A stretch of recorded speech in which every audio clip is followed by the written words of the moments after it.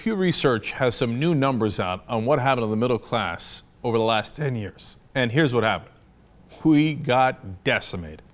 First of all, let me show you net income and how that average American did there. You see, from the 1980s to 2000, we do pretty well, actually. You see that huge spike up from 92 to 2001? Yeah, that would be the Clinton years, by the way.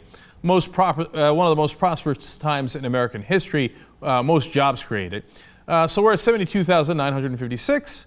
And then after all the tax cuts and deregulation by the Republicans, oopsie doopsie, we start losing income. The middle class loses income, and in fact, our average salary for all Americans comes down to $69,487. Now, how about our net worth? Because remember, they told us the tax cuts and the deregulation, goes to the job creators, but then they create jobs for you, and then you get richer. Well, your income didn't get larger, it got smaller. How about your net worth? Well, that also got smaller. As you can see, again, from 92 to 2001, huge expansion. And then in the early years of Bush, it does well until it falls off a cliff. Goes all the way down to $93,150. Right in the ballpark of where we started 20 years ago. Unbelievable. I thought tax cuts work. What happened? You took the top rate from 39.6 to 35, and you lost jobs. We lost money on average, our net worth and our income. It was a disaster for us. And it's not just the tax cuts, it's also the deregulation. That huge spike you saw going downwards was after the banks collapsed our economy.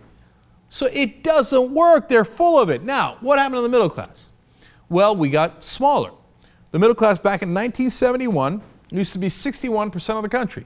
Now, it's down to 51% of the country. There's literally less people in the middle class.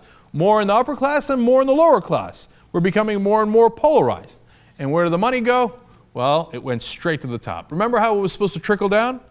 Nonsense. It went up. So the middle class back in 1971 had 45% of the money in the U.S. I'm sorry, had 62% of the money in the U.S. Now they're down to 45%. Look at that giant sucking sound, as Ross Perot used to say. But it didn't go up. As you can see, the poor got poorer. They went from 10% to 9%. Oh, well, you look at that. The upper income. That tier went from 29% of the wealth in the country to 46% of the wealth in the country. So all those tax cuts through all those years, and the starkest years were the last decade where the middle class got hammered. But it goes all the way back to 1971. Remember, before that, liberals are in charge. You know, all the way up to, actually, to be fair, to 1978. You know, liberals are lions. You've got Ralph Nader crushing Nixon, getting him to pass the EPA, OSHA, seatbelts, et cetera, the New Deal, Roosevelt, Social Security, Medicare. We have this golden era up until about 1978, and then we dive off a cliff. We elect Ronald Reagan, tax cuts, deregulation, et cetera. It does well for a while, and every time you raise taxes under Clinton, for example, you gain jobs. You know how many jobs Clinton brought in? 22.5 million jobs. That is the best presidential record on jobs of any U.S. president. In fact, he now ranks #1 in popularity among all presidents at 66%, beating Reagan at 63%, beating Eisenhower at 59%. You know why? Because the American people aren't stupid. They saw what happened in the 1990s, and they saw what has happened in the macro picture between 1978 and now, when they told us about the magic of tax cuts. Every time we do the tax cuts, it doesn't go well. Every time we raise taxes, the economy actually does better. And remember, during our golden era, the taxes were up as high as 70 and 90% for the top brackets. That's the era that the conservatives tell us was the golden times, 1950s, 1960s, etc. And who do the American people blame for this? Well, they've got it pretty much figured out. When Pew asked them about that, they said #1 culprit is Congress. They're right. And #2 culprit, the banks and financial institutions. Right again, Bob. Large corporations come in third. Bush administration comes in fourth. Foreign competition is fifth. Then the Obama administration, then the middle class themselves.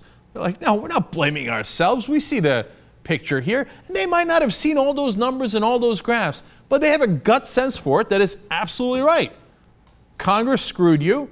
And look, a lot of times it was Democrats too.